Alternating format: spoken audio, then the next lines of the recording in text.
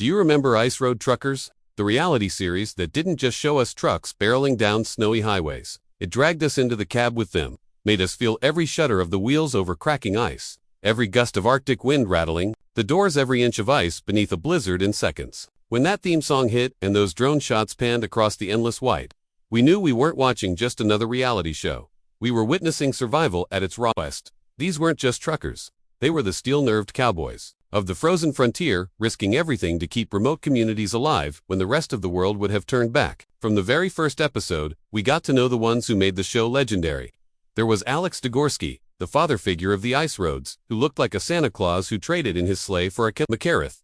He laughed through storms that would make most people break down in tears, told tall tales on the CB, and still managed to haul more freight than men half his age. Then there was Lisa Kelly, the breakout star who proved the ice roads weren't just a man's game. A motocross racer turned trucker, she faced down skeptical mechanics, massive loads, and brutal sexist jabs from old-school drivers. And she did it with that unshakable grin, her hair whipping around as she chained up tires in 40-below temps. And who could forget Hugh Rowland, the polar bear himself, with his growling voice, barroom swagger, and the sense that at any moment he might veer off the road just to prove he could. He and Rick Yam had that notorious feud that gave the show its teeth, a real-life clash of egos and gear-grinding ambition.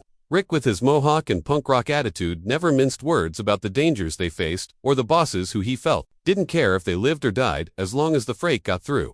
But what kept us glued wasn't just the personalities. It was the tension, the ice cracking under thousands of pounds of diesel and cargo, the thud when a tire hit an unexpected crevice. The radio chatter calmed but strained when a truck went through the ice. The knowledge that one wrong move, one patch of hidden overflow, one mechanical failure in the middle of nowhere could mean a slow freezing death with no one around to help. Every time they crossed a frozen lake or climbed a remote mountain pass, we sat at home on warm couches, coffee in hand. But our hearts raced like we were riding shotgun.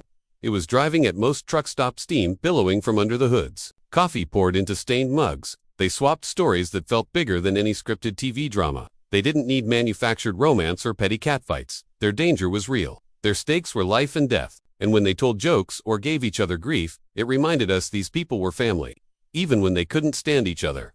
Yet, as the show rolled on, season after season, the ice roads themselves became just as much a character as the truckers. Mother Nature was the true boss, a ruthless, unpredictable force that didn't care about delivery deadlines. Climate change crept in like a ghost. Where once drivers had a solid 3-month window to make their runs, each passing year brought warmer temps and thinner ice.